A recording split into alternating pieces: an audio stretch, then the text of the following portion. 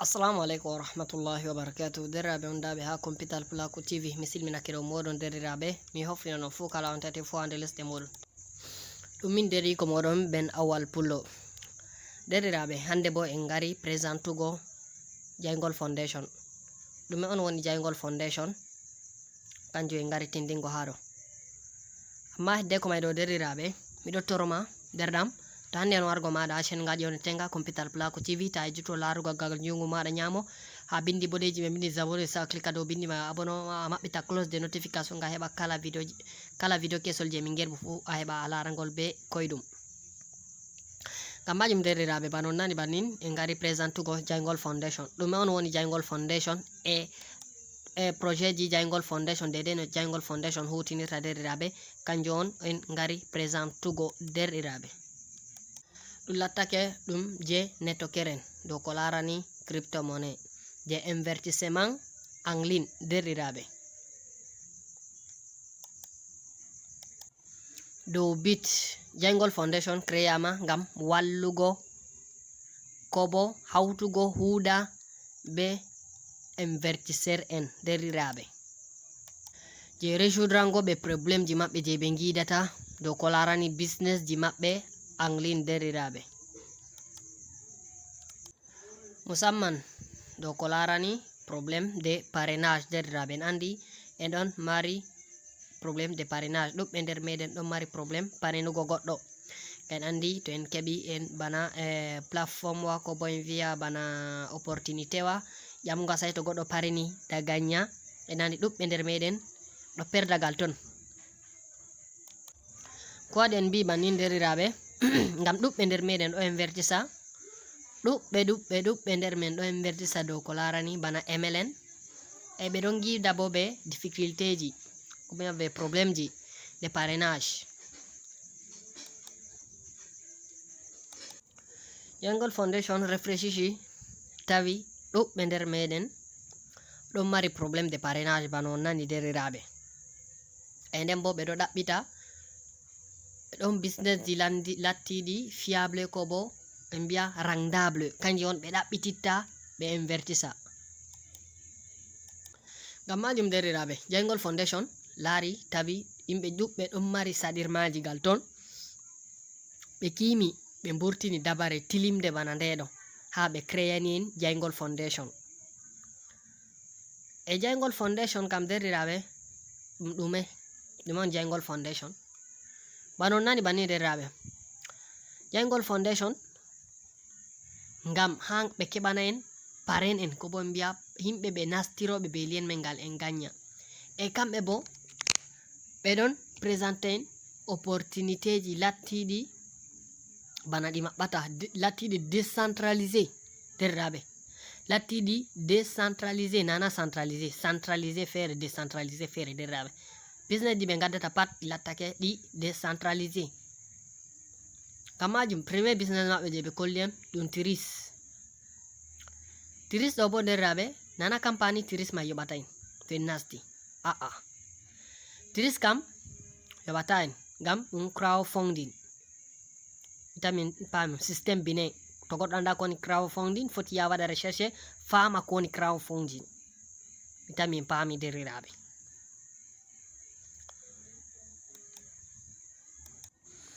Ɓe ɗon darana en business ji lattiɗi ɗi long term, vitamin pami ɗi crowdfunding, e kanji bo ɗi lattake ta a nastiɗi ɗo ɗi ƴamete dole sai a parena, en mbiyata dole sai a nastina goɗɗo avanke a gagna. Kanjum waɗi Jaingol Foundation wari ha wallito en, vitamin pami. Masalan jotta to a nasti ɓe mbi ɓe kokkete numéro matricule no ɓe mandortoma e a nasta a waɗa paiement ma, compte ma bo ha téléphone ma wonata, an controlata compte ma na kamɓe, an controlata compte ma. To cede ngari an ittata cede be hoore ma, na goɗɗo ittantama cede. Vitamin pami. E ɓe kokkete defiol, e mbiyata himɓe ɗiɗo nastira lien ma,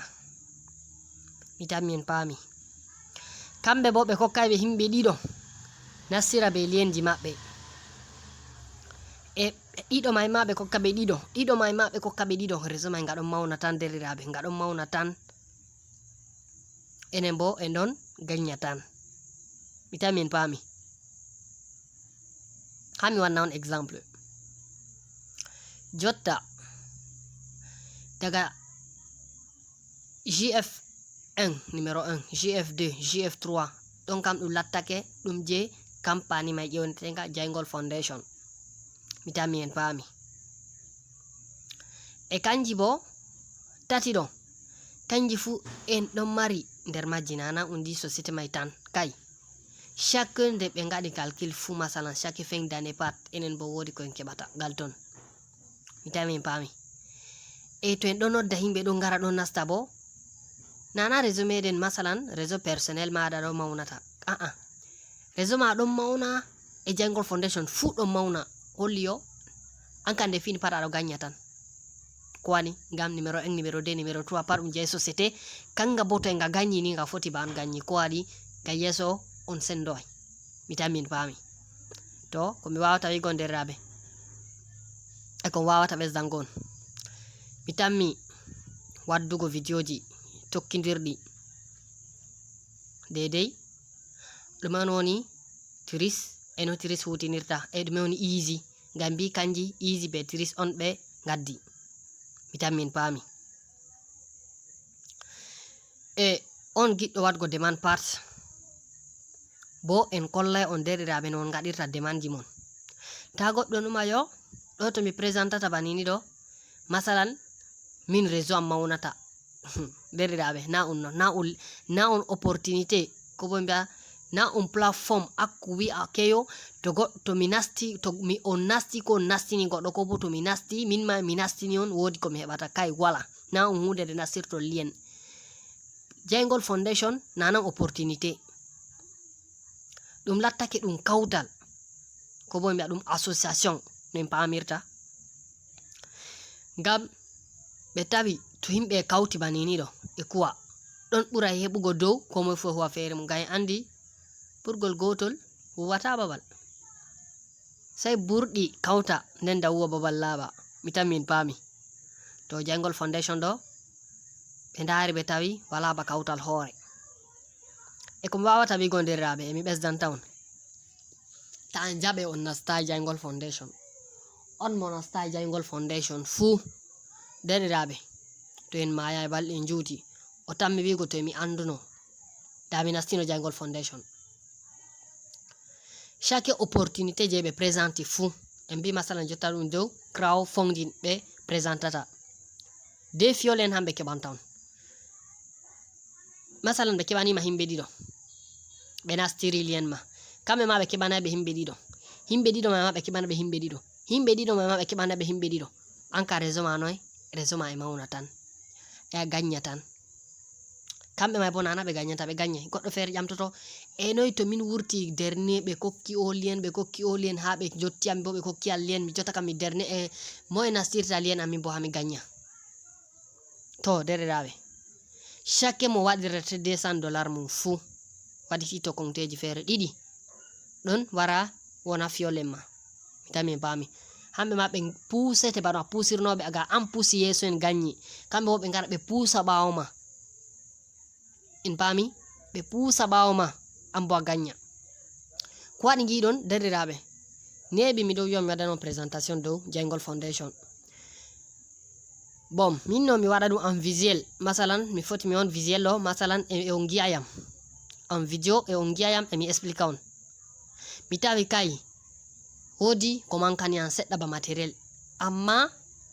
mi tawi to mi ɗayi waddugo présentation may derɗiraɓe en sakititto ngam hunde nde gatta dema nde fini pat bo yimɓe e ɓesdo. Ko waɗi giɗon mi wi'ata on gaɗe law derɗiraɓe gaɗe demandi mon ngam jotta ko himɓe ujunere ɓe sika ay ɓe mbiyata ko 1000 personnes ɓe gaɗa ay to en tiiɗi derɗiraɓe amma wala kon foti wigon sai Allah andi. Mi tammi en paami. Ngam majum derɗiraɓe kabde darete videoji ɗi min gaɗata kabde partagete bo ɓawo video ɗo mi tammi wannugon video mi tinnan ko woni tris e ko woni fast money ko woni easy ɓawo mai mi holla on dedei no gaɗirton demandi mon ta goɗɗo wiya min kam mi nastata ngam o holliyam ngam ko wari no ngam heɓa o profita on o waɗi bannin derɗam min mi nasti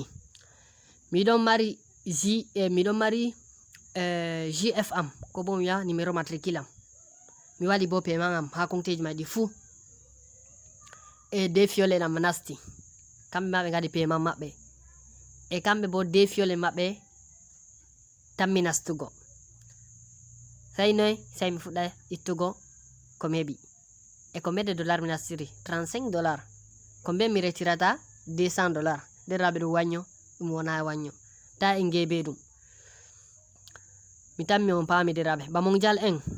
ɗuɓɓe ɓe mi présenti mondial en nasti amma fu ɓe sakitake wane ɓe tawi ɓe sakitake wakkati ko min mi nasti mi ɗon mari ID 1681 e nder himɓe ɓe mi nastini wodi ɓe heɓi ID 5000 quelque chose holli himɓe nde fini fu ɗo ɓesdo ngam majum Jangol Foundation nde fini fu himɓe ɓesdo derɗam yawu nastu ta dayoɗa yawu nastu ta dayoɗa mi tammi en paami ngam majum hami holla on organisation de Jangol Foundation mi tammi on giderraɓe ndari boɗɗum ɗo ɗum dow ko larani Jangol Foundation mai on projet je de no ɓe kutinta mi tammi on gi Jangol Foundation est une organisation de noteurs spécialistes et d'investissement en ligne mi tammi on pam dare bindiji mai ɗo ɗi jurderira notamment les crypto-monnaies créées dans le but d'apporter des solutions aux problèmes de parrainage, l'identification des projets promettent et d'améliorer notre communauté à prendre le monde digital et numérique. Jangol Foundation former et informer ses membres dans le domaine numérique des crypto-monnaies et investissement en ligne.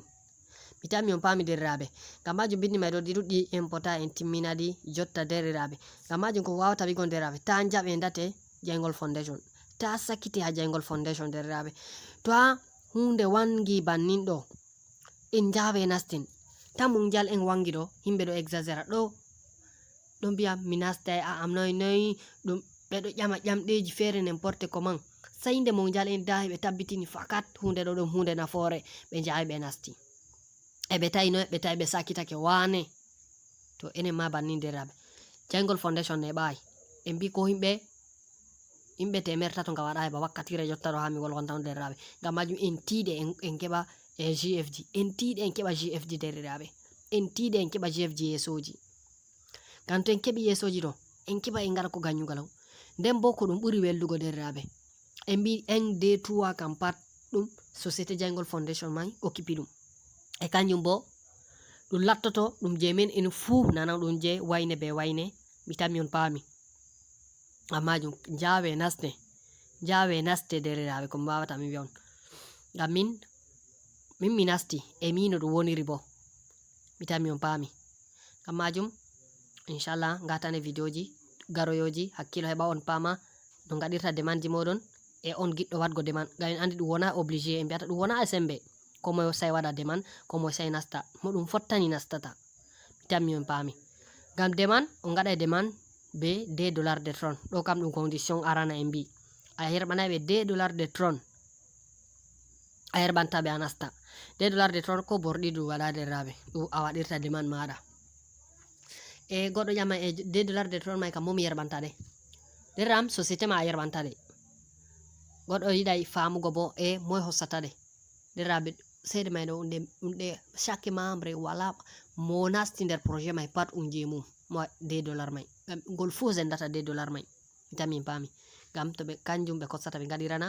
GFN GFD GF3 paiement mi tammi paami e projet ji e kuɗeji je Jangol Foundation mai pat bo nder majje ɓe kossata mi tammi on paami ngam ɓe ittata seede sai wayne waddu ɗon bo on andi ɗum yahata dole sai ɓe itta je société mai directement ɓe kuwana société mi tammi on paami derraɓe ngam majum mi tammini on paami ko ni Jangol Foundation e on paami no Jangol Foundation hutinirta derraɓe kamajum en mbi ɗum hunde hoynde ha giɗɗo gam goɗɗo feere ɗo o yata ɗum ban hunde hoynde ko waɗi gam ɗum fottanayi mo mi tammi en paami e ɗo ɗum wonai bo ɗum obligé ko moye fu sai nasta mi tammi en paami to miɗo toron yafo e balɗe de on miɗo wiya on mi wadda non présentation ma on giya ɗum ɗo hosam wakkati ɗum ɗo hosam tan mi heɓa mi waddi gam majum mi wino mi yinno mi waɗa ɗum am vidéo direct gam majum mi matériel jam feere kawtida on gawaɗi mi tawi bo to mi ɗayini en sakiti to wane dikkani mi matina derraɓe ngam en andi Jangol Foundation ko bo miya Kumpital Placo TV mi yiɗi wigo sa on jafo Kumpital Placo TV ɗo ɗum lattake ɗum chaîne meɗen en fu meɗen e ko gi mi présenté ha ton bo ande on hunde nafoore on mi présenté on ha Kumpital Placo TV gam Kumpital Placo TV ɗo ɗum lattake miɗo présenta on dow ko larani opportunité ji bannin may be ko larani informatique gam akkuma ba enen fulɓe derraɓe en sakkitaka ha kujeji may ɗo wane gam ko en sakkiti hen bo gam en andi ɗuɓɓe nder meɗen anda kujeji may e mo a présenti pat jaɓata sai yaɓan hunde fewre to gam majum ko wawata wigon on mo nasta Jangol Foundation inchallah derraɓe fendane to mi mayai 2000 fendane ane ɗo ni 2022 en décembre tan mi wannugo vidéo ha mi wiya on membre je Jangol Foundation mari e ko nga hutinirta e ceede je nga mari derraɓe gam majum mi tammini on paami gam majum on giɗanɗo hoore mum habda nasta mi tammi on paami gam majum on gettama on gelanama khairu inchallah mi tammi on annugo vidéo ji mi tinna on dow ko larani fast money be easy avanke e gaɗode man fu mata mi holla on dede no waɗirta de man mi wanna on vidéo be waɗgo de man fu on gettama ko ɗuɗi ɗum dedi ko moɗon Ben Awal Pulo wiyata on wassalamu aleykum.